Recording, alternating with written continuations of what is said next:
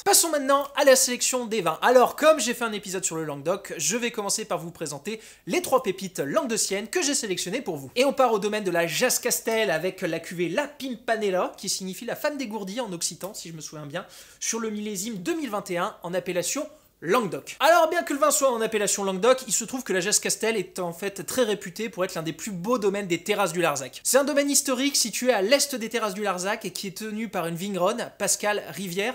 Et petite anecdote sympa, la première fois que j'étais allé voir sur Millésime Bio, je m'étais un peu fait tancer parce qu'elle n'était pas forcément très enthousiaste sur la vente de vin sur internet.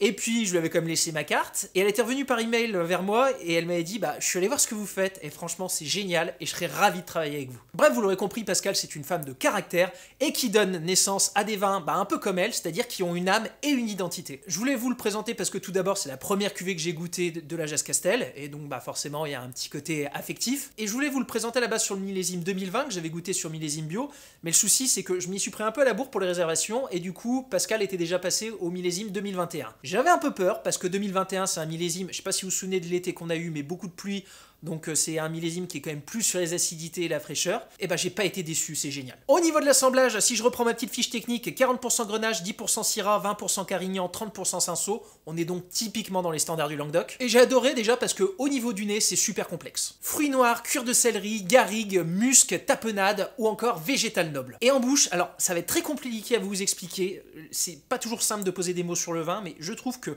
l'équilibre entre la rondeur, la fraîcheur et la profondeur a un volume. En fait, il faut vraiment imaginer cette espèce de triforce entre acidité, tanin, matière, mais avec du volume et parfaitement au centre avec de l'équilibre. Je sais pas si je me fais comprendre de manière claire, par contre, ce dont je suis sûr et certain, c'est que c'est génial. On file ensuite à Pézenas au domaine Allegria avec la cuvée Tribuda, millésimée 2019. Alors, Pézenas, un peu à l'instar des grès de Montpellier, n'a pas encore son cru à lui-même. C'est-à-dire qu'il est d'appellation Languedoc avec dénomination géographique complémentaire Pézenas. Cependant, je trouve Pézenas hyper intéressant puisque ce que j'ai découvert en allant rencontrer la famille d'Aboville, qui possède le domaine Allegria, c'est qu'en fait, Pézenas est le seul cru du Languedoc, c'est ce qu'ils m'en ont dit du moins, qui est situé sur de la roche volcanique. Or, la roche volcanique, je trouve ça super intéressant parce que c'est des sols très pauvres, vous vous en doutez, mais qui donnent vraiment naissance à des vins que je trouve sur la finesse et la tension. Or, et ça va être un peu le mantra de cette vidéo, avec les millésimes récents qui sont quand même souvent des millésimes assez solaires, hormis 2021 qui fait un peu exception, on se retrouve souvent avec des vins puissants, burnés, avec beaucoup d'alcool, des tanins qui dégueulent un peu trop, et j'aime bien trouver de la fraîcheur dans les vins. Et c'est exactement ce que j'ai trouvé chez Tribuda. Alors certes, ça reste structuré, et au nez, on se retrouve avec quelque chose d'assez opulent, qui va être plutôt sur les fruits noirs, sur le côté café, grillé, torréfié, même un petit côté caramel toffee, comme disent les Anglais. Mais en même temps, il y a ce côté poivre blanc menthol qui donne un petit côté frais et aérien. 70% Syrah, 30% Mourvèdre, donc là encore des cépages méditerranéens qui donnent beaucoup de matière et des tanins, mais toujours en ligne de conduite cette acidité. Et je sais pas si c'est le terroir, le talent des vignerons, un peu des deux je suppose, mais je trouve que ça reste avec une belle buvabilité et honnêtement je sais pas si ça gagnera à vieillir encore énormément, je trouve qu'à l'instant T c'est délicieux. Et pour terminer, on va dans le Minervois au domaine Egarty avec la cuvée Lapiboule numéro 3 millésimée 2018. Alors, je vais pas forcément m'attarder énormément sur le domaine parce que je les connais pas des masses, donc ça va être un peu plus compliqué de vous en parler.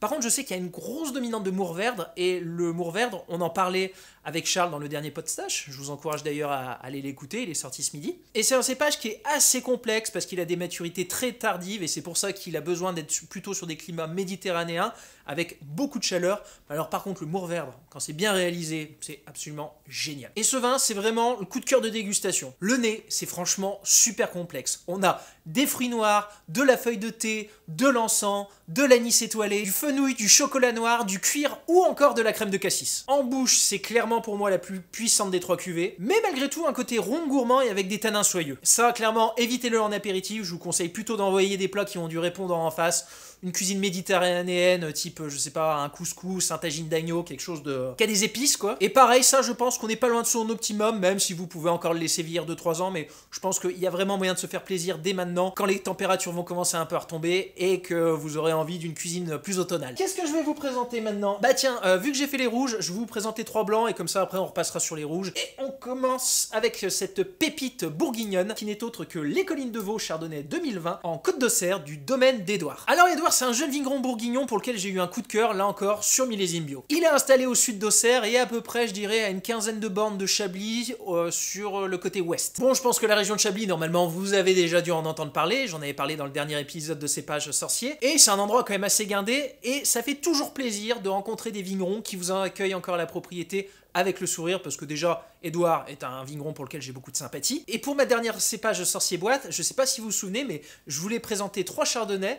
Un chardonnay plutôt sur le gras, un chardonnay plutôt sur le côté fruité, et un chardonnay plutôt sur le côté salin minéral. Et ben en fait, à la base, c'est cette cuvée que je voulais vous présenter, sauf que comme on est sur un vignoble qui est assez demandé et des appellations qui montent de plus en plus, parce que comme je vous dis, c'est la grande région du Chablisien, et bien je n'avais pas forcément assez de volume et ça aurait fait grimper le prix moyen de la boîte aussi. Donc, j'ai décidé de vous le présenter pour la foire au vin, parce que ce vin, ça a été un énorme coup de cœur. Alors, millésime 2020, là encore, année caniculaire, et un bouquet avec vraiment beaucoup de richesse. Pommes mûres, poire William, pêche blanche, brioche sortie du four et un côté vanille bourbon, limite un peu crème brûlée. Millésime donc solaire, comme vous vous en doutez, mais il y a cette salinité éclatante qui est si typique des terroirs du coin. Oui, c'est ample, oui, c'est riche, mais il y a cette fraîcheur qui vient apporter beaucoup d'équilibre à l'ensemble. À mon humble avis, ça vaut largement le niveau de certains Chablis premier cru, mais à un tarif bien plus acceptable pour un vin de terroir bio, issu d'un vigneron consciencieux. Et ensuite, on part dans le Roussillon, au domaine Gardiès, où je vous présente la cuvée Les Glacières 2021. Alors, vous savez, dans la vie, parfois, il faut savoir s'engager et il faut savoir poser un peu ses baloches sur la table. Je pense, à mon humble avis, que le domaine Gardiès produit les plus grands blancs du Roussillon. J'aime bien leur rouge, mais alors leur blanc. Cette cuvée, c'est un peu leur entrée de gamme et je trouve que c'est une parfaite introduction au style maison. On est sur le terroir de vin gros avec des sols argilo-calcaires. Au nez, c'est raffiné. On est sur les agrumes citronnés, les fruits jaunes, l'abricot, le miel d'acacia ou encore la craie. Mais surtout, ce que j'ai adoré en bouche, c'est qu'il y a une super belle amertume qui est accompagnée par une acidité avec ce côté salin et une fine astringence. C'est chaleureux tout en gardant de la fraîcheur et c'est une démonstration que, oui, dans le sud aussi, on est capable de faire de grands blancs de garde. Et pour terminer, je vous présente la cuvée Bon Jus 2021 du domaine de la Graverette. Un domaine qui est situé dans le Vaucluse, pas très loin de Châteauneuf-du-Pape, même si ils en ont que quelques hectares sur Châteauneuf-du-Pape, ils en ont plus de souvenirs en Côte-du-Rhône et en vin de France. Et d'ailleurs, cette cuvée est un vin de France. Alors, l'idée, c'était que, comme je vous le présentais avant, de blanc que je qualifierais plus de gastronomie et de garde, j'avais envie de vous présenter quelque chose de plus accessible tout de suite et de plus immédiat, un vin vraiment typé dans un esprit apéritif. Le nez, franchement, c'est exubérant. Pêche jaune, fruits du verger, poire William ou encore raisin blanc bien frais. En bouche, c'est rond, suave et avec une jolie sucrosité, c'est clairement du vin d'apéritif sans prise de tête, c'est très canaille. Voilà, c'est plaisir immédiat. On retourne dans l'univers des vins rouges et on va commencer par les vins low bodied, donc peu tanniques si je devais le traduire en français, et on part en Alsace, au domaine de l'Envol avec la cuvée Symbiose Pinot Noir 2020. Il y aurait beaucoup de choses à vous raconter sur ce domaine, donc je vous dirais pour faire court que je les avais dans le viseur depuis un petit moment, puisqu'ils ont participé au concours Vigneron et Terroir d'Avenir, qui est un concours où il y a souvent beaucoup de jeunes talents qui essayent de se lancer. Frédéric Bern y est passé et l'a gagné. Il y avait le Mas-le-San aussi, que je vous ai présenté une dernière fois, qui est passé par ce concours. Ils sont situés juste à l'ouest de Colmar, et j'étais allé les voir à la base plutôt pour les vins blancs.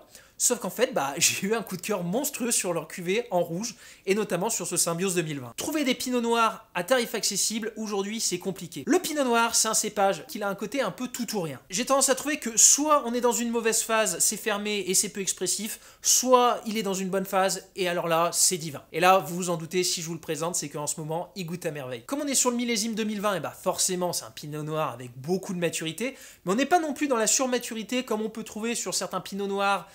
Je pense notamment à ceux du Languedoc ou ceux des pays du Nouveau Monde où il y a un côté trop extrait. C'est structuré pour un pinot noir. Au nez, c'est expressif, on retrouvera un côté fruit des bois, réglisse, musc et ce côté animal. Et ça commence même un peu à pinoter. Alors si vous êtes un dégustateur averti, vous savez ce que je veux dire par le côté pinoter. Mais pour les non-initiés, je dirais que c'est un mélange entre le sous-bois frais et le noyau de cerise. La matière et la structure sont là, mais comme il y a une acidité, on se retrouve malgré tout avec un pinot noir, certes dense, mais avec beaucoup d'équilibre. Franchement, à ce prix-là, pour un pinot noir, c'est un rapport prix-plaisir absolument bluffant. Et si c'était né en Bourgogne, je suis sûr que la moitié de la critique anglophone serait là en train de se palucher dessus. Et c'est tellement bon que je me dis que si j'avais su, j'en aurais pris 120 bouteilles de plus. Mais alors certes, j'aime bien l'Alsace, mais vous le savez tous, le plus grand vignoble au monde n'est autre que le vignoble du Beaujolais. Et je suis donc venu vous présenter la cuvée Origine, en appellation fleurie, du domaine Grégoire Hoppenot, et c'est millésimé 2021. Alors Grégoire, je l'ai rencontré sur Millésime Bio, il partageait son stand avec Édouard du domaine d'Édouard, que je vous ai présenté en blanc.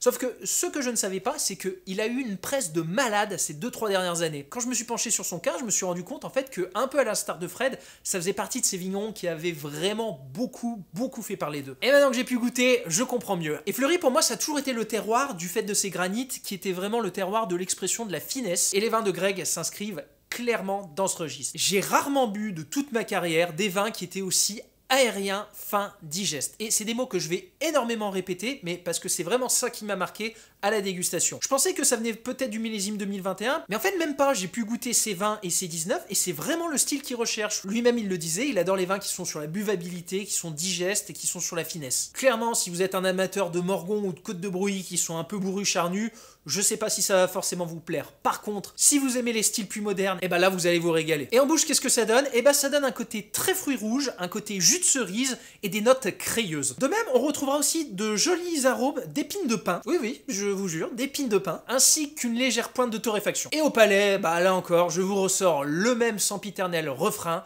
fin, digeste, aérien, belle acidité. Allez, on commence à aller un peu plus sur les vins medium bodied avec la cuvée Le Gros et la Vie en IGP Méditerranée, millésime 2021, du domaine de Boël France. Alors le domaine de Boël France, je ne vais pas forcément vous refaire tout le narratif, puisque je vous ai déjà présenté leur cuvée Aleph sur le millésime 2009. En gros, un jeune couple de vignerons installé pas très loin de l'Ermitage et qui vinifie principalement des vins de la vallée du Rhône, même si là on est en IGP Méditerranée. Alors si vous traînez sur les internets, je pense que normalement le gras c'est la vie, vous devriez avoir la ref. Mais là où ça devient absolument génial, c'est que, est-ce que vous savez pourquoi cette cuvée s'appelle ainsi? Eh bien tout simplement parce que cette cuvée est composée à 40% de Grenache, de 15% de Carignan et de 45% d'un cépage méconnu qui s'appelle le Caladoc. Caladoc, humour quoi! Mais derrière cette vanne bien sentie se cache un vrai vin. Un rouge qui, malgré les vignes sudistes, se retrouve éclatant de fraîcheur. Vraiment la dégustation c'est assez bluffant, c'est un corps de fruits rouges qui est guidé par beaucoup de minéralité. Par une minéralité cristalline, irais-je même jusqu'à dire. Non, vraiment, c'est ce mélange entre les fruits rouges et la craie avec beaucoup de fraîcheur et de tension. C'est pur, c'est gouléant, il y a même des petites notes de poivre blanc et d'épices. Super rapport prix-plaisir. Et si on allait faire un tour à Bordeaux et plus précisément au Château Les Vieux Moulins avec les cuvées Pirouette millésimées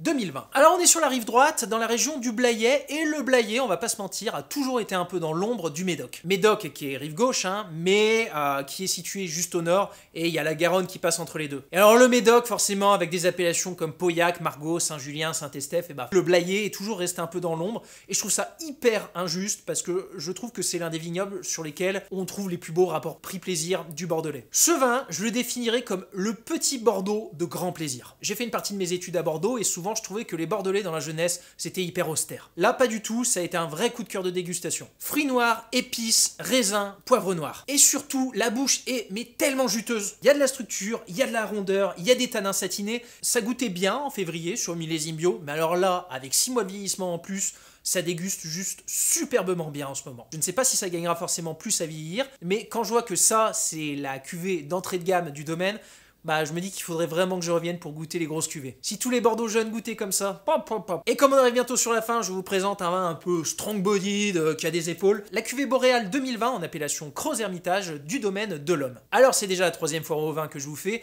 et la petite tradition que j'ai, c'est de vous présenter à chaque fois un Cros Hermitage. Et cette année, bah je galérais un peu à trouver une cuvée qui me plaisait et que je voulais vous présenter. Et là j'ai un copain négociant en vin qui s'est ramené et qui m'a dit: on vient de faire rentrer un petit domaine, il faut que tu me goûtes ça. J'y suis allé, j'ai mis le nez dedans, et du moment que j'ai mis le nez dedans, j'ai su que j'allais vous le présenter. Le domaine de l'Homme, c'est un petit domaine familial d'environ 15 hectares, si je me souviens bien, qui a la particularité d'être implanté uniquement sur les terroirs nord de l'appellation Cros Hermitage. Il faut savoir que Cros Hermitage, en fait, c'est une appellation qui est en 2 blocs. Il y a un petit bloc qui doit représenter, je dirais, un 5e de l'appellation qui est au nord. Au milieu, il y a l'appellation Hermitage, et au sud, il y a à peu près les 4/5e de l'appellation Cros Hermitage. Et il faut savoir que le sud et le nord sont assez différenciés. Le sud, c'est plutôt des galets roulés, comme à Châteauneuf-du-Pape, et des argiles rouges. Et ça donne des vins qui sont vraiment puissant, gourmand, rond, facile, accessible. La partie nord, on est plutôt sur des granites, des sables et des löss, donc plutôt des sables qui conservent peu l'eau et qui font des vins qui sont vraiment sur la tension et la finesse. Dans un style un peu Saint-Joseph, si je devais résumer. Et un bouquet raffiné, je peux vous dire que c'est ce que vous allez retrouver là-dedans, puisque c'est un nez de yaourt aux fruits rouges. C'est vraiment hyper parfumé,